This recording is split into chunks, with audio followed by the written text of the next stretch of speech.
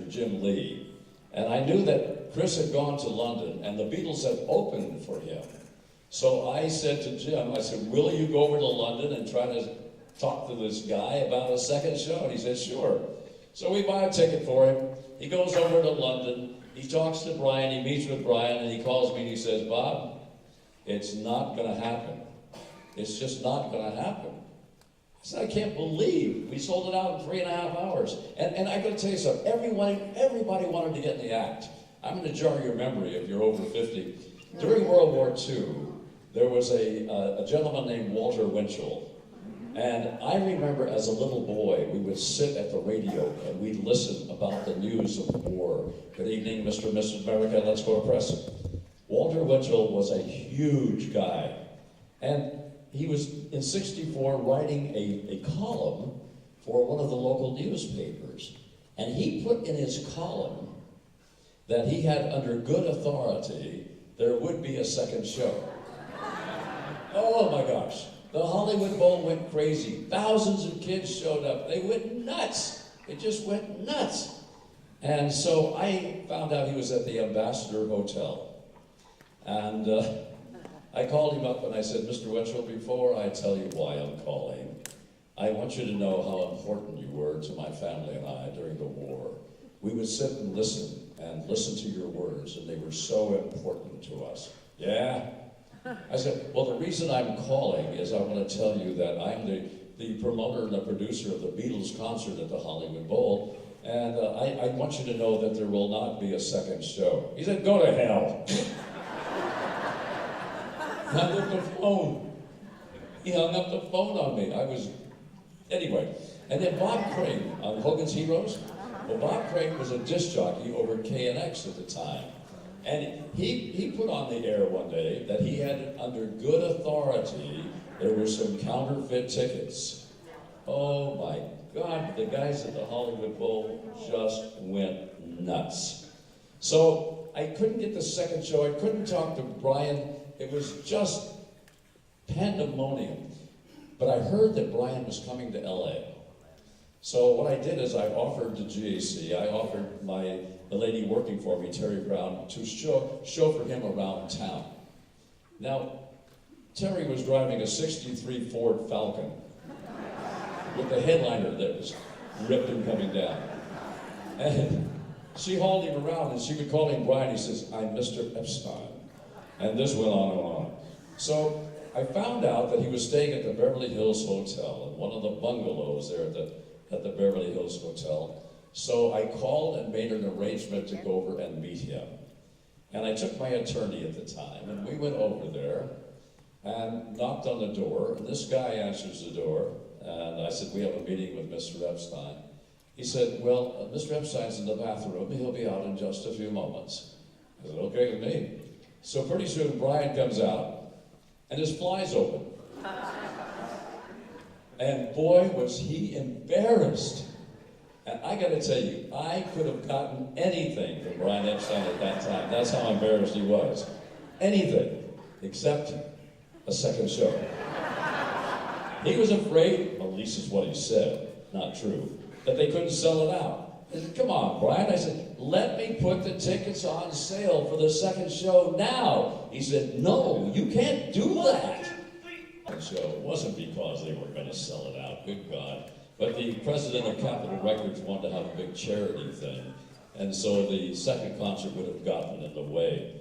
But it was amazing, you know, Sinatra's office called, they wanted 20 tickets. Now, remember Luella Parsons? She was a big gossip columnist. See, this is my first concert. I didn't hold back enough seats. So I put Luella Parsons in the last row of the Hollywood Bowl. And she never let me forget it. And then I was doing a dance party show over Channel 5, and I traded Michael Landon some tickets for him appearing on my dance party show. He didn't like that, I can tell you that right now. But it truly was a crazy time. Now, when they arrived in Los Angeles, they wanted to stay at the Ambassador Hotel. But the Ambassador Hotel said, no, we don't want them, because we know all about that chaos and all of that. And the Hollywood Bowl, they were so fearful of what was going to happen because they had the neighbors up there and everything, that they threatened to cancel the show. This is after we had sold the tickets. Their law firm of I.B. Kornblum told them that you better not cancel it, you're going to get sued, because they really had no reason to cancel at that time. So Capitol Records found them a huge Hollywood-style mansion in Bel Air, and it belonged to a guy named Reginald Owen. But they had to pay a lot of money. For the 3 days they were in town, they had to pay $1,000 for it. But anyway, Alan Livingston arranged all of that. So then the contract read that you had to do a press conference at every concert. So what I did is we set our press conference. It was going to be at our Cinnamon Cinder nightclub. And we put the word out just to get reporters in there. But oh my God, the word got out. But they were wonderful. And they were so glib. And I remember a reporter asked Paul, who would you like to meet while you're here? And he said, Jane Mansfield. And he wanted to meet Jane Mansfield. And so anyway, there were girls everywhere because the word had gotten out. So on the side of the Cinnamon Cinder, there was we had a limousine waiting. Now, that limo was pointed that way. And Ventura Boulevard is that way, but when you pull out, you can't see cars coming from the left or from the right. So these girls are all over the car. We peeled the girls off and everything, and I said, get out of here. And the limo driver drove out onto Ventura Boulevard blindly, not seeing anything from the left or from the right. And I got to tell you, had there been a car coming, we would not be sitting here tonight, I can tell you that for sure. But we finally got them out. We got them to the Hollywood Bowl. And there were 18,000 kids there waiting for them, and probably another 5,000 on the hills behind, up in the trees and everywhere. It was just crazy, it really was.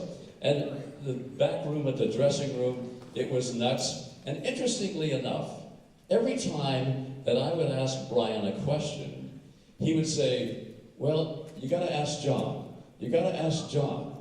And I couldn't believe it. I mean, it was obvious to me at that time that John Lennon was sort of the boss of the group, really. But it was difficult backstage. And I remember I was backstage, and Debbie Reynolds, famous actress at the time, came with a security guard up to me, and she said, I would love to meet the Beatles. I just think they're wonderful. I said, well, I'm sure there won't be a problem. So I walk into the dressing room, and there's John Lennon sitting with Lauren Bacall. And I said, John, there's a very famous actress out there who wants to meet you. She says she just loves you guys so much. And he looked at Bacall, and Bacall went, nah. And he says, we don't want to meet her. I said, you don't want to meet Debbie Reynolds? Nope. I said, but John, she says that she loves you. At the Hollywood Bowl, and when you're a promoter of rock concerts, you always have a big problem, you did then, with the kids rushing and trying to get to the artists and such. So we brought the Beatles into the Hollywood Bowl in a limousine, the same one that left the Cinnamon Cinder at the press conference. But we knew we had to get creative in getting them out of there. So on the stage left side of the Hollywood Bowl, there was a little bitty driveway, and it had bushes on both sides. And in 1964, there was only one compact car. It was a Chrysler Barracuda. And that's all it was in. So I got a hold of this Chrysler dealer, and I said, we want to borrow your Barracuda to try to get the Beatles out of the Hollywood Bowl. He said, well, I'll tell you what we'll do. He said, if you can get a picture of the Beatles in our 1964 Chrysler Barracuda, I'll give the car to you. I said, yeah. So anyway, all 3 years they performed. The Beatles only performed on stage for 30 minutes. 30 minutes, that's all. No encore, just 30 minutes. And they always ended the concert with Little Richard's Long Tall Sally. And I couldn't figure that one out until recently we did some research on it. Come to find out, Long Tall Sally was the first song that Paul McCartney ever recorded. So I asked John, I said, John, do me a favor, please don't say this is your last number. He said, oh, no, we have to do that. He said, but I promise you one thing, we'll get out early. I promise you we'll hurry. I said, okay. So they said, this is your last number. They sang the song, Long Tall Sally, Little Richard, put their instruments down, jumped into the little Barracuda, sailed down the driveway. The LAPD had the cars held on Highland. And I will tell you, within 30 seconds of leaving the stage, they got on the freeway. I had a limo and a photographer waiting at Sunset Boulevard in Van Ness. That's where the Denny's is right now. And meanwhile, the kids demolished the limo. They thought they were going to get back in the limousine. I mean, they demolished it. And then some of the kids actually took a little swim that night, too, at the Hollywood Bowl, and had to be fished out. It was really strange. Needless to say, here's the picture of the Beatles. I didn't get the Barracuda, so it didn't work out. Remember when I told you that John wanted to meet Jane Mansfield? Well, she had heard about that. So she went over to their house, got in somehow, and made an arrangement for them all to go to the place there on Sunset Boulevard, the Whiskey A Go-Go. And you've been there, I'm sure. So they made an arrangement to go there, but Paul, who wanted to meet Jane Mansfield, had a date with Peggy Lipton that night. So he couldn't make it. So the other three were taken to the Whiskey A Go-Go, and Jane Mansfield had a booth set up, all by herself and everything. But there was an empty booth next to him. And when they walked in, the photographers went crazy. Someone had tipped them off, and they went nuts. And they finally got all of the photographers away, and they got them all away, and it was just pandemonium. And George got very upset, because one photographer would not leave. He was right there in George's face. And he used that English term, bugger off, dude. I don't think he said dude, but anyway. And the guy wouldn't move, so George took his drink and he threw it.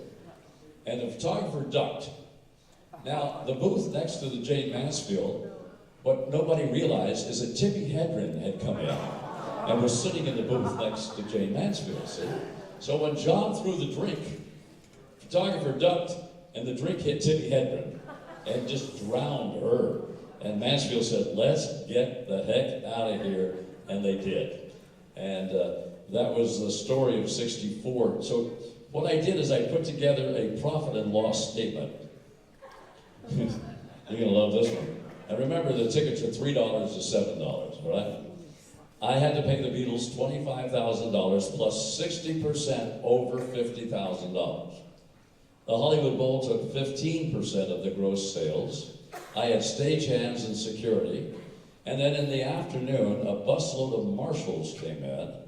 And I said, what are you guys doing here? He said, well, we're here to protect the neighbors up there. I said, oh, good, fine. I said, who's paying for you? He said, you are. I am. So when you put it all together with that, the advertising, we ended up netting on the 1964 concert $4,000. And I swore that I would never do another Beatles concert because, folks, it was just too difficult. 1, 2, 3, 4. When the Beatles left Los Angeles, KRLA became the Beatles station. And Dave Hall, the hullabalooer, became the fifth Beatle. And even Brian Epstein said that he was the fifth Beatle. And Dave was quite a guy because he found out their home numbers, their home telephone numbers. And the way he did it, he looked at information, and he got a hold of George Harrison's mother's telephone number. And he called her up, and they became friends. And she would talk about her boys this and her boys that. So he ended up getting all of their home phone numbers. And he put them out over the air. And the other thing that he did, which I thought was really funny, is that there was a couple of other stations, and KFWB was our big competition. But the hullabalooer, he went to the Capitol Record pressing plant, and he hired a guy to make sure that KRLA got the albums before anybody else did. And it about drove KFWB nuts. I cannot tell you. And then when they were leaving Los Angeles after the '64 concert, he and the newsman Jim Steck went down to the airport where their private jet was to say goodbye. And they walked up to it, and the flight attendant was standing there smiling, and so they walked up the steps. They got on the airplane, and they stowed away. And they flew to Denver. Well, had it not been for Brian Epstein signing a document, they would have been put to jail right there. I gotta tell you that. But even though I said I would never, ever, ever do it again, because, you know, we made $4,000 for crying out loud, GAC